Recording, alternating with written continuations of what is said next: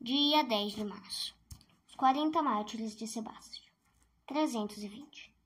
Era imperador Constantino o Grande quando a cidade de Sebaste, na Armênia, viu o grandioso espetáculo da morte de 40 soldados, mártires de sua convicção religiosa. Licínio, governador daquela região, inimigo do cristianismo, a exemplo dos antigos perseguidores da Igreja de Cristo, abriu forte campanha contra o nome cristão, exigindo de todos os súbditos sujeição incondicional às divindades pagãs, sob pena de morte. Também em Sebaste foi publicada a ordem do governador. Os primeiros cristãos que se apresentaram à autoridade local eram 40 soldados da legião ali estacionada. Foram os seguintes: Acácio, Aécio, Alexandre, Ândias, Atanásio, Caio, Cândido, Chúdio, Cláudio, Cirilo, Domiciano, Domno, Edêucio, Envico, Eutício, Flávio, Gorgônio, Eliano, Elias, Heráclio, Exício, João Bibiano, Leôncio, Lisimácio, Militão, Nicolau, Filoctemão, Prisco, Quirião, Sacerdão, Severiano, Cisínio, Smaragdo, Teodulo, Teofilo, Valente, Valério, Vibiano e Xanteas. Agrícola, o prefeito da cidade, vendo-se diante dos militares, disse-lhes: Legionários guerreiros invencíveis, que tantas vitórias colhestes no campo da honra, mostrai agora vosso zelo e oferecei incenso aos deuses. Eles, porém, responderam: Até agora combatemos e vencemos em serviço de um Senhor mortal. Agora queremos lutar e vencer sob a bandeira de Jesus Cristo, que é Deus verdadeiro e a quem devemos adoração. Agrícola disse: Se não quiserdes dar ouvido aos meus benévolos conselhos, temos meios para vos fazer lembrar a obediência que deveis às ordens superiores. Os soldados responderam: Não há necessidade nenhuma de nos ameaçares. Só tens o poder sobre o nosso corpo. Se recebemos feridas na defesa do imperador, nada tememos quando é para defender a causa de Deus, nosso Senhor. Agrícola, vendo que tinha diante de si homens resolutos, outra coisa não soube fazer que os mandar encarcerar e maltratar, com ganchos de ferro e correntes. Quando chegou Lícias, o comandante da legião, este empregou também todos os meios para conseguir dos súbditos que homenageassem os deuses. Nada conseguiu. Os soldados ficaram firmes. Lísias inventou então uma tortura crudelíssima. Reinava um frio muito intenso. Ordenou então que os soldados fossem despidos e expostos num lugar onde soprava um vento rígido. 3 dias permaneceram os heróis de Cristo neste martírio. Lísias tinha dado providências para que ficasse de prontidão um abrigo, onde os condenados pudessem achar alívio e banhos quentes. Os mártires, porém, animaram-se à perseverança até o fim. Somos 40, Senhor, que entramos na luta. Concedei-nos que 40 recebamos a coroa da glória. Que não falte nenhum de nós. Venerável é o número santificado pelo vosso jejum de 40 dias, precursores da vossa santa lei. Elias, procurando o Senhor, preparou-se por um jejum de 40 dias.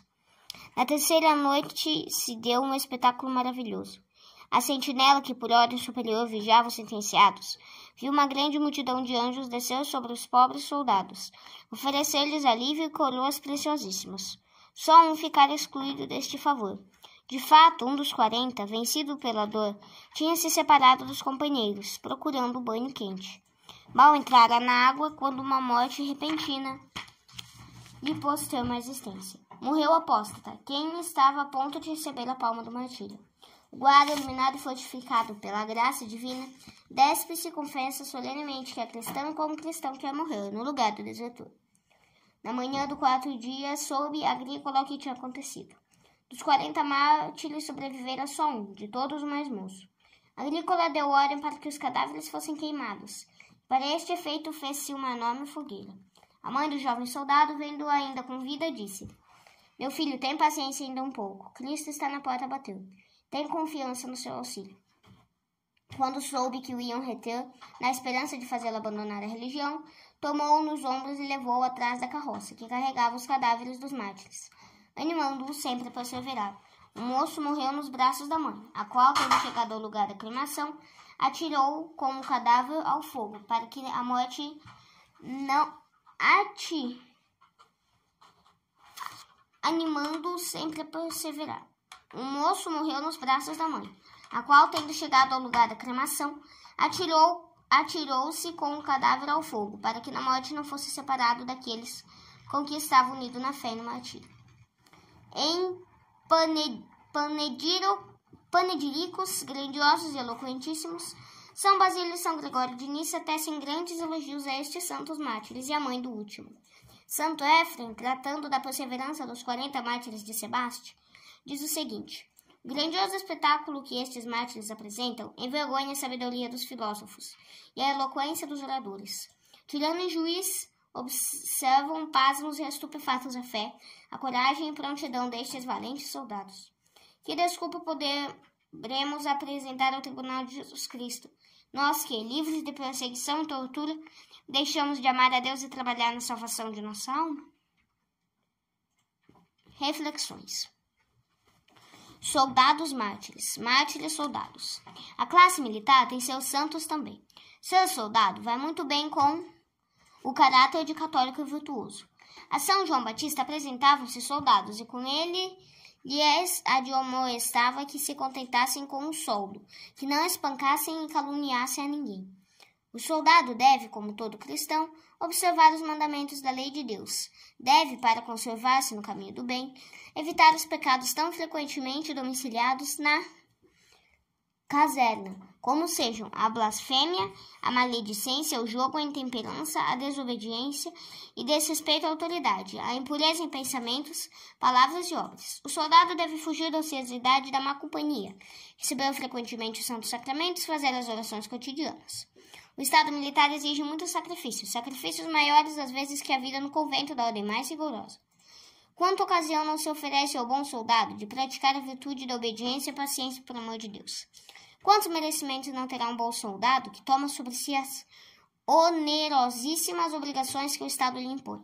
Lembre-se do juramento que fez de ser cumpridor do dever na paz e na guerra, em defesa do direito e da pátria. Não murmureis, pois, contra a vossa sorte, se a pátria e as leis em vigor vos chamarem ao serviço militar. Sujeitai-vos como cristãos, porque é o Evangelho quem manda obedecer à autoridade, que não leva em vão a espada. Epístola aos Romanos, capítulo 13, versículo 1 a 4.